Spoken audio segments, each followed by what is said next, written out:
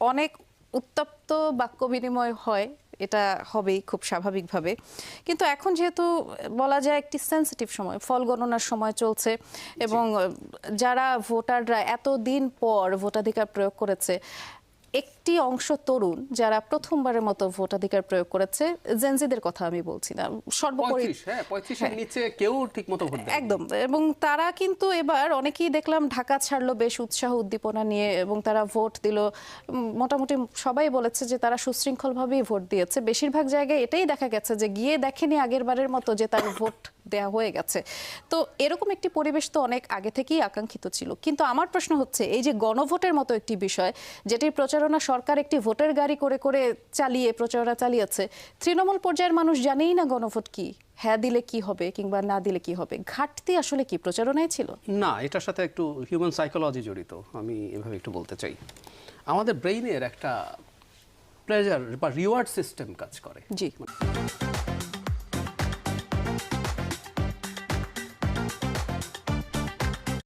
চড়া যায়, কিন্তু আমরা লেখাপড়া করতে চাইতাম না। আমি খুবই ফাঁকিবাজ ছিলাম। তারপরে তো ডাক্তার হলেন সামহাউ। আচ্ছা, তো এখন কেন করতাম না, এটার বৈজ্ঞানিক ব্যাখ্যাটা হচ্ছে এই: আমি লেখাপড়া করব, এই পাশ দেব, ওই পাশ দেব, তারপর কোনো একদিন গাড়ি কিংবা ঘোড়া কিনবো, তারপর চড়বো, তাই না?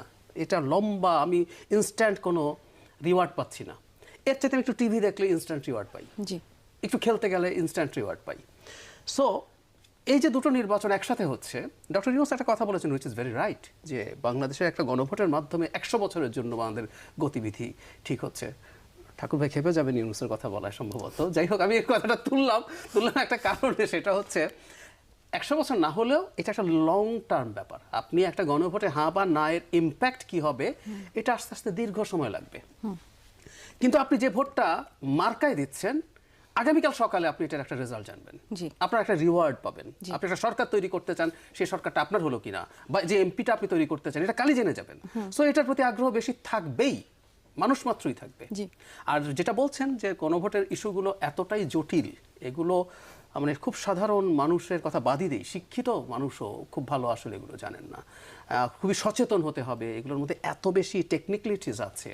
সেই কারণে আমি মনে করি গণভোট এরকমই হওয়ার কথা ছিল, দলের কাছ থেকে জেনেই ভোট দেবে। এটা আরো একটি বিষয় একটু মনে করা, এই গণভোটে আপনি ভোট যেহেতু দিয়েছেন, ব্যালট পেপারে এরকম ছিল, আমি ভোট দেইনি, আমি শুনেছি যে হ্যাঁ এর পাশে রাইট মার্ক যেটা ছিল, না এর পাশে ক্রস মার্ক ছিল। এখন ধরেন যে বোঝে না, বা অনেকে হয়তো বোঝে কিন্তু কি করবে বুঝছে না, সে কি ওই রাইট দেখে ওখানে দিবে নাকি ক্রস দিকে ওখানে দিবে? কারণ এটা তো তার নিজস্ব ব্যাপার, সে হ্যাঁ চায় নাকি